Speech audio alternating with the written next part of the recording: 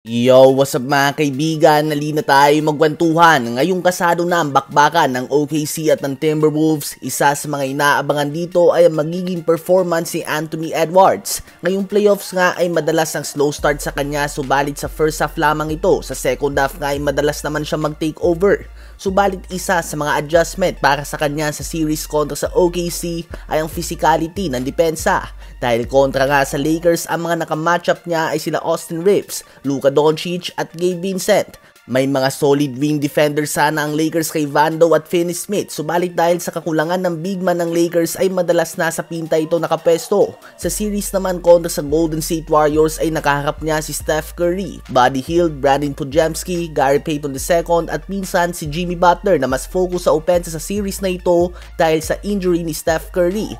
Sa mga pangalan na nabanggit natin ay si GP2 na ang best perimeter defender dito, subalit nag-average lamang ito ng 17 minutes per game kontra sa Timberwolves. That is only 17 minutes of physical defense o pressure na natatanggap ni Edwards mga kaibigan. Well, sa OKC nga kung 40 minutes siyang maglalaro, malamang ay 40 minutes din siyang makakatanggap ng suffocating defense dahil andyan si Lu Dort. Kung magpapahinga ito o malalagay sa foul trouble o malilipat sa iba ay si Caruso naman ang tatao sa kanya. Andyan din si Cason Wallace, even SGA and Jalen Williams ay mga decent perimeter defenders ito.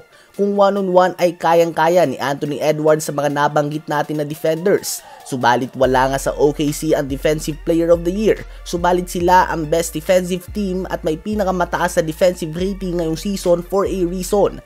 Tiyak na adjustment ito kay Edwards sa Game 1. Kung kinukumpara nga siya ng mga fans kay Michael Jordan, well pwede niyang titigan ang Jordan versus Pistons noon at matuto na manatiling focus sa game kahit na very frustrating ang physical defense ng kabilang team. Subalit nasa Timberwolves naman ang advantage ng mahabang pahinga. Sa palagay nyo ba ay kayang ma-upset ng Minnesota ang OKC? Ngayon ay tumungo naman tayo sa Denver Nuggets. Panahon na nga ba para i-trade si Jamal Murray at Michael Porter Jr.? Si Jamal Murray nga ay supposed to be ang second best player ng Denver Nuggets. Subalit bukod nga sa normal player lamang siya tuwing regular season, sa playoffs nga the last 2 years ay nagpapakita siya ng inconsistency.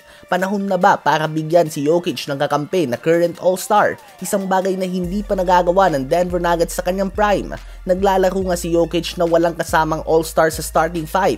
Habang si MPJ naman ay may sahod pa na 80 million sa next 2 years. Very solid player nga siya. Subalit pwede nga makakuha ang Nuggets ng 2 or 3 mid-level contract players upang magkaroon sila ng lalim sa lineup at bench production. Pwede nga silang makakuha ng Jeremy Grant, Robert Williams III at Matisse Thybulle kapalit si MPJ. Sakto lang nga ang contract nila mga kaibigan.